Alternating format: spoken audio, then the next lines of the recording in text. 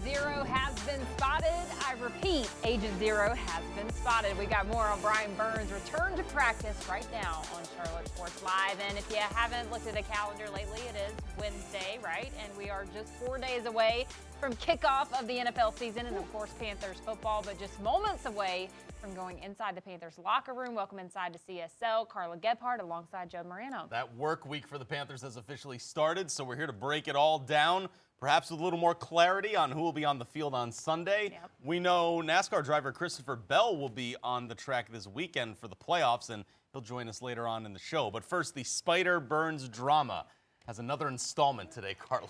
It does, and it's good news for you, though, if you're fans out there. Burns back at practice today after missing the last 2 sessions with what Coach Frank Reich called a quote-unquote personal matter. Now, we, of course, can read between the lines on what that refers to. Burns was a full participant in practice and is not listed on the team's initial injury report, which means seeing him on the field on Sunday in Atlanta looks pretty realistic as of tonight. Now, Burns' contract situation, on the other hand, he still is under contract this season, but of course wants a hefty long-term extension. Reich is not new to handling things like this in the league. Listen, I mean, we all know how this works, right? I mean, I've been in this business for 30-some years, a player and a coach, and understand that, you know, there's a player perspective that we all have to respect and understand that player has to do what he has to do to get what he needs to try to get. We also, and that's important, and I understand that we love and respect Brian for that. I also understand that there's a business side over here, and you know the business side says that if the player's under contract, he's expected to play. I'm just the head coach. I'm just trying to get ready for Atlanta, right? So all eyes are focused on Atlanta. What we talked about, you know, we addressed it as a team, you know. So we, you know, hey, this is what it is. We trust that the process will work itself out. And to Brian's credit, he hasn't made himself a distraction.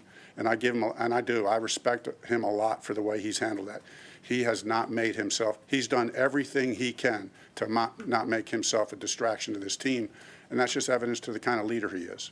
All right, so here's all the details that you need to know. Burns inked a deal for 4 years, $13.5 million. That was back in 2019. And then 3 years later, the Panthers exercised a $16 million option, and that brings us to this season. Burns, after 12.5 sacks and 59 tackles, felt he deserved more, so the negotiations began, but Agent Zero made it clear that he wanted to still be there for his team. He was a full participant in camp, and then, of course, the worrying began to set in on Monday and Tuesday. Burns did not practice, but today he was seen suited up for practice, so that's a good sign, but now we wait a little bit longer for those negotiations.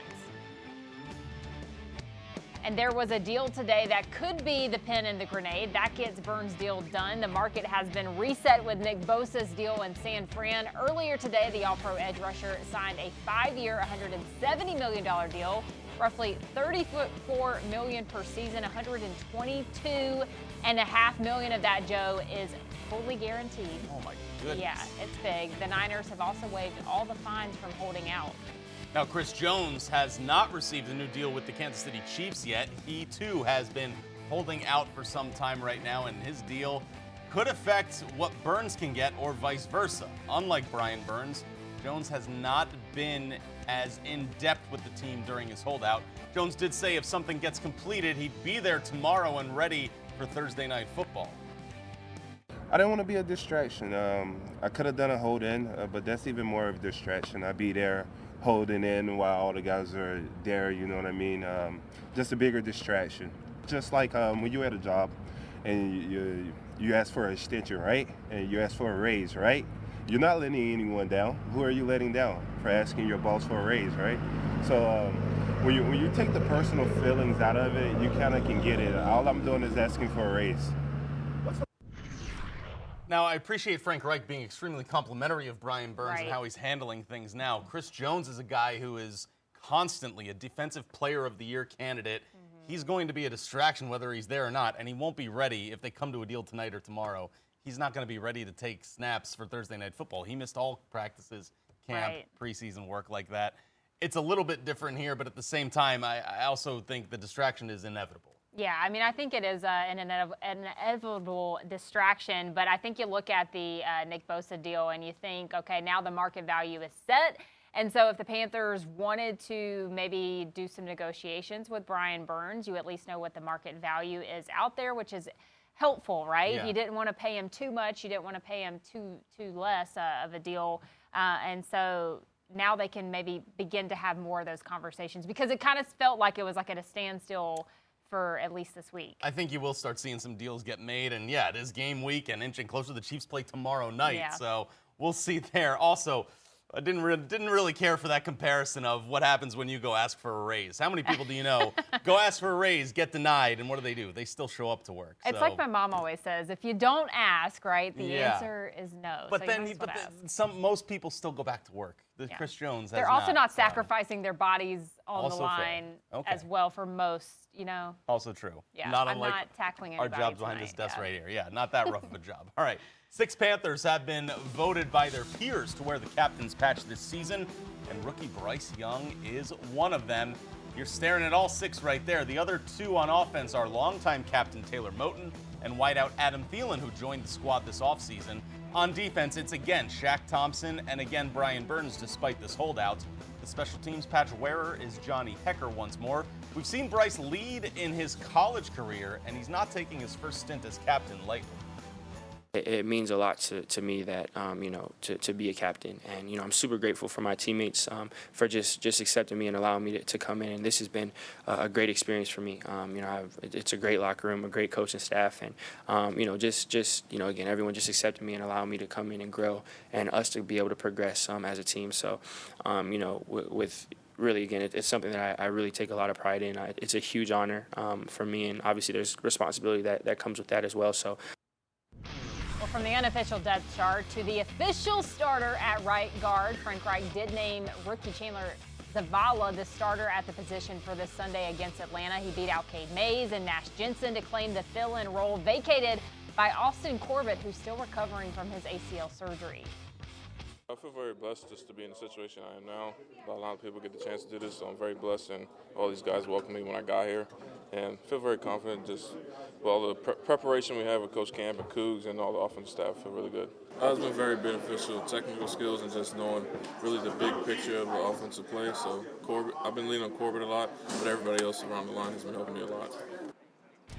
All right, so we've covered all the news up to this point today. Let's get to the main event and admit it. If you are a Panthers fan, you are sick and tired of hearing about the new era in Carolina because, well, now you've gone through one about 3 times now. This Sunday, though, is a tale of 2 cities who are really going through a lot of the same things. While the Falcons' Desmond Ridder has a few games under his belt, Atlanta has a revamped offense. And while its defense has new pieces, too, they aren't familiar with Carolina's new look, and that could benefit Carolina. Yeah, well, I think they're an aggressive defense. They're going to be in your face. They're going to play man coverage, and they're going to make you beat man coverage. And then, they obviously have switch-ups and play zone and stuff. But, and again, like the first question, they're going to have stuff for us that we haven't seen, unscouted looks. And especially the first few weeks of the season, you see more of those than ever. So we just have to be able to adjust. And really those first couple weeks it's like control what you can control. Because there's so many unscouted looks and things that are going to be different. So just really controlling what we can control, kind of going with a little bit more of a broad game plan, and then going and execute. The same, but yeah, it's the division game. So, if you can paint it in whatever lights you want to paint it in, rivalry, division game. But at the end of the day, like I said, it's going to be physical. It's going to be very competitive, and it's going to, go down to the final minutes, final drive. You know how that goes. When we play against those guys. So, we all excited just for the opportunity, just to get back out there. And the first opportunity just happened to be a division game. So that just adds even more excitement to it. And the Atlanta game is always just a little bit more than maybe any other. I don't know. Saints is too. It's hard to tell in the NFC That's South. But games, yeah. You heard from Adam Thielen there, and listen, I think that you start with that, and you start with, is he going to be completely healthy for Sunday? We think so. DJ Chark, another veteran wide receiver weapon for Bryce Young. And so there's some question marks heading into this game, but I hope they get it figured out. Unscouted looks is what Adam Thielen was talking about right there. And remember, all preseason we asked, where's this Panther offense? What's happening? And the staff, the players, everyone just said, we're not showing you everything right now. So the Falcons don't really know what to expect, but the same applies on the other side of the ball. So I'm curious what's Bryce Young's going to do in his debut right there. Adam Thielen's going to help him out. 6-7 catches, but maybe only 50-something yards. Yeah. That's my take for it right there. Yeah, a lot to look forward to this Sunday for sure. Exactly. The Panthers head to Atlanta to open that season, but we open the season here on Fox Charlotte with BBKL. Black and Blue Kickoff Live. We'll have Frank Reich for you, Hayden Hurst, and Fox Sports' Jen Hale. Don't forget, it kicks off at 10 a.m. Sunday morning ahead of the game at 1, and you can watch it all on Fox Charlotte. Well, the Charlotte Knights aren't quite done for 2023, but we already know when Homer and the gang get back at the bat in 2024. We'll look at the new schedule up next. And Toyotas have dominated at Kansas Speedway, and no one would love to win it more than Christopher Bell, who's looking to make the championship for the second consecutive season. You can hear from him when Charlotte Sports Live returns. Well, the clock is ticking on the Carolina Panthers, and no, we're not talking about Sunday's kickoff, although that is still true. But how much time do they have to get something done with Brian Burns? That's the question. For me, I always wanted to stay in Charlotte. It was no doubt about that. I think it was a great deal. That's not what your agent and your agents were saying. It's the first I heard of that. Oh, boy. Well, hey, all jokes aside, PJ is back. And for the most part, that means the Hornets are set going into training camp later on this month, Carla. That's right. All the questions getting answered tonight on Charlotte Sports Live. Welcome in. I'm Carla Gebhardt. He is Joe Morano. And Grace Girl also going to be joining us tonight with an update on the Charlotte 49ers as they prepare for Maryland this weekend. That's a pretty big game. Big matchup. Looking forward to that. That's not the only college football news out there, though. We have a new top 25 after week 1. And why some Clemson fans and Clemson staff maybe already hitting the panic button. But first, let's start it off with those Carolina Panthers. Yes, and it's the burning question in Carolina. And yes, all puns are intended there. Will Brian Burns suit up against the Falcons? That's what we want to know. And we know that he has missed 2 practices up to this point, but he is still at least in the building. This all, though, stemming toward his contract negotiations with Carolina. Burns currently under his 5th-year option. But after a 12.5 sack season, he feels like he's owed more money. Now, if he misses week 1, he's going to owe over $880,000. So it's going to cost him. And the Panthers, of course, it would cost them because they need him there with linebacker Marquise Haynes already on IR. Either way, though, the team is preparing to step up if needed. Next man up mentality. I mean, it's not a matter if Burns out there or if I'm not out there enough. It's the next man up. Like they've been preparing for a step up and just case roles like this, and they're gonna do their best. My role, just be ready whenever my number's called. If they call it more than often, whether it's this week or whatever, we're gonna be prepared. All right, so here's an overview of Burns' career statistics. Obviously, he continues to get better every season. Had 12.5 sacks last season. 59 tackles, and I think the biggest question is who is going to hold out the longest, Joe? I mean, technically, the Panthers want him to be in the building tomorrow because the league week preparation for the game really starts happening tomorrow. The players want him out there. I'm sure Burns and the Panthers both want him out there on the field, but it's going to cost somebody. What a dicey game of chicken here between these two in week 1. He is imperative to any sort of success that the Panthers want to have defensively on the field. And remember, this is a brand new defensive scheme right here that he is such a important cog to right there. And I just think that he's going to have to, I don't know who's blinking first, honestly. And are they just shadowing what Nick Bosa's doing? Because they're going through this right now with the San Francisco 49ers out west. So he wants some money, but he is still under contract right now. Right. I feel like he's got to show up and play. And $16 million guaranteed is what his contract is worth right now. You talk about Nick Bosa, and I agree. Like, you have to do what you have to do as a player, right? Because you're putting your bodies on the line, and that is worth a lot of money as you get older and have to pay for certain things. But you look at Nick Bosa's numbers, and it's not the same as Brian Burns. So, yes, he's holding out. But does he deserve the same amount of money that Nick Bosa does? Well, the numbers have to also show that. And so I think, who knows? The Panthers certainly maybe wanted to see a little bit more from him this season. But Burns obviously wants that contract negotiation before Sunday. And if he's going to hold out into the season, then he'll lose money on the return, about $800,000 and change per game right there. So 2 games missed, over $1.5 million you owe in fines. So we'll see what happens here. And I know that tomorrow's practice, you get your first injury reports. Yep. I assume if Brian Burns isn't there, you're just going to see personal matter on there. I don't know if we're going to get a ton of detail on that, really, if he's not out there tomorrow. Yeah, you like to think we get some more answers, and there will be an answer, right? Either we're going to know more than we know right now, or maybe something will happen before tomorrow. But, of course, we'll have you updated all day tomorrow after Panthers practice with the Panthers players and coaches taking the podium. And the Panthers may have had an off day today from the field, but they were not really technically off from work. They took odd jobs around the Carolinas, interacting with fans and working with people in our community. Ian Thomas was at the Planet Fitness as a coach today. You see Miles Sanders there handling duties. At South End Harris Teeter, making flower arrangements and baking goods. Frankie Louvu is now your local donut man. I feel like that fits him pretty well.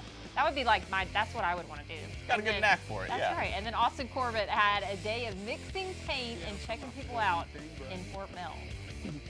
Yeah, so we came out to Lowe's today here in Fort Mill, just helping its customers out, mixing up some paint, got a few cans of Carolina Blue, mixed up and handed off to a Panthers family. Hopefully, they can put that to good use in a bedroom or a game room. And, helped out some customers check out and just kind of, figure out the new self-scanning registers they have here at Lowe's and, just helping and being part of the community.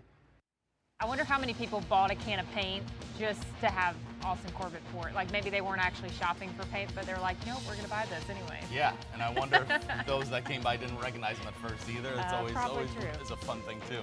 All right, Panthers head to Atlanta this weekend to open the season with the Falcons, and our Black and Blue Kickoff Live team is there with your coverage ahead of that game, including an audience with head coach Frank Wright, Hayden Hurst, and Fox Sports' Jen Hale. Don't forget, BBKL kicks off at 10 a.m. every Sunday of the season, and this one is the season premiere, I guess you could say. I know we had preseason games, but that's preseason BBKLs. This is the real deal, though. Right. Yeah. You can see it all here on Fox Charlotte. All right, off to the hardwood, where the Hornets have finally rounded out its roster by bringing P.J. Washington back to the Hive after signing a 3-year, $48 million deal just last Tuesday. He was formally reintroduced today with Hornets GM Mitch Kupchak by his side. P.J. says he was always wanted to stay in Buzz City, but we asked, why did it take so long to get this deal done? No, I was never worried. For me, I was just trying to control the things I could control, and that's being in the gym, just being a good person, being a good dad, and just focusing on the things I can focus on. So for me, I just knew it was going to take a little bit of time, and I just stick with it and stick to being in the gym. To get a fair deal, that we spent a lot of time trying to hammer out, probably led to a good result. Yeah, I'm happy that we have somebody, considering that we do have some open ends next summer. So it's good to have PJ on a multi-year deal. All right, so here's a look at the Hornets roster. As of right now, Miles Bridges and P.J. Washington both getting deals done in the offseason. A couple of rookies on there, and Nick Smith Jr., Brandon Miller, Amari Bailey, Leaky Black, and James Najee. Realistically, though, the team has one more NBA roster spot left. Lots of who you will see here are going to be going to Greensboro to the Swarm, and we'll see that roster size trimmed down to 15 before the regular season. But, Joe, you and I were kind of talking about this, and there's not a lot to take away when you're looking at this list right now. It's a little dull, I think, and we were mentioned before how this is eerily similar to the roster that got into the play-in game 2 straight seasons. Well, that resulted in 10th place finishes. So not a lot of help there. Frank Ntilikina, that signing is very minimal, it feels like. I think Cody Martin, you're going to have to hope he plays like his brother did in the playoffs for the Heat. Right. And there's just not James Bouknight, Kai Jones, someone they traded up to go get. It's year 3 for both of them. I think it's sort of put up or shut up time for that. So I don't know. They got LaMelo Ball. They got him locked down for a big deal, 5 years.